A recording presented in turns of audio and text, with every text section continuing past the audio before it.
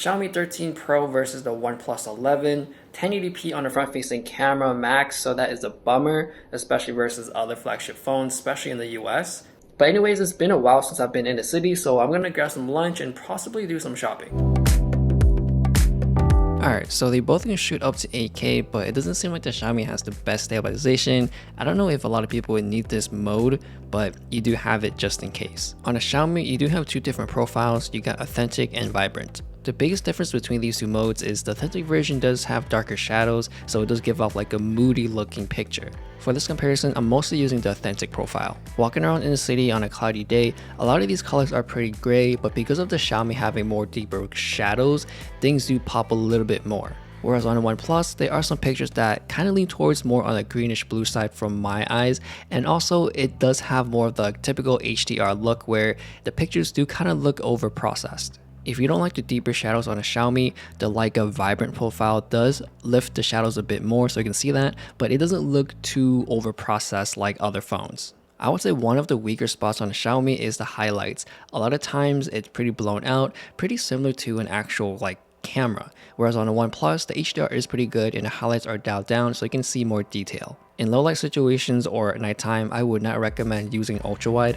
just because it doesn't give you the best quality. Of course, there are times when you have to use it when you're in tight spaces, but I always recommend using the main wide lens, especially on a Xiaomi since it has a 1-inch sensor, which is pretty much the same thing as a lot of point and shoot cameras out there, which means that it does collect more light and it's much cleaner. So if you're looking up in the sky, you can clearly see way less noise on a Xiaomi versus the OnePlus. And even though there are micro jitters on both phones, I do feel like there's less on a Xiaomi as well.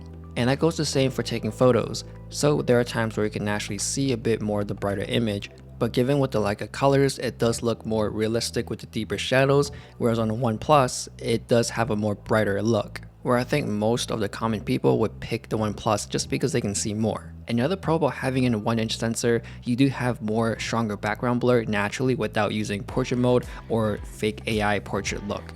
When you're shooting video, the background blur is really obvious, but when you're shooting photos, they are really close, but Xiaomi just have a tad bit more blurrier background. So I do like the direction with these 1-inch sensors going into phones. Here I'm just showing the Xiaomi's Leica authentic colors versus the Vibrant next to the OnePlus, which if you do want a closer HDR look just like OnePlus or any other phone, then pick the Vibrant profile. And for the authentic profile, I do like how it gives off this moody look. It looks like it's been edited already to be shared online, so I do like that, where it has a sense of coming out of a camera. And if you really like the colors, then definitely keep it on authentic. And moving on to the telephoto experience, I do like the Xiaomi where it gives you the 2x option and 3.2, which is in the pretty common areas where people would zoom in. On the OnePlus, you only get a 2x option, and if you want to zoom in more, you would have to scroll in or pinch to zoom. And the max zoom on the OnePlus is 20x, whereas on the Xiaomi is up to 70x. I do like the telephoto lens on a Xiaomi since not only it's more zoomed in, but it does give good quality as well. Ever since I've been using the Xiaomi phone, I've noticed I've been using the telephoto lens a lot more, which I normally don't, where it's only for video just because I do like the more background blur and compressed look, which I'll show you in a little bit. But before that, the HDR, it's still not that great, so that's still a big pro on the OnePlus, that if you do have a lot of highlights like shooting at lights and stuff, I would say the OnePlus still do a better job.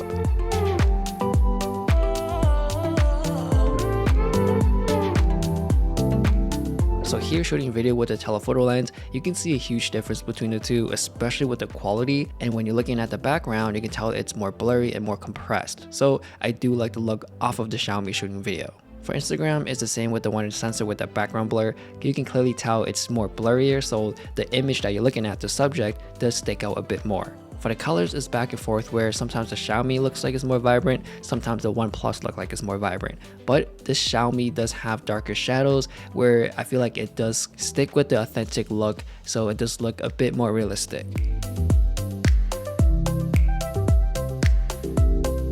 And then there's the common thing in video where if you save the video file, the first 3 seconds or so does look very pixelated. And it's the same thing with the shadows on the Xiaomi, it's darker. So I feel like a lot of people would choose the OnePlus just because you can see more in the shadows, you can see more of the image. So normally people would probably pick that.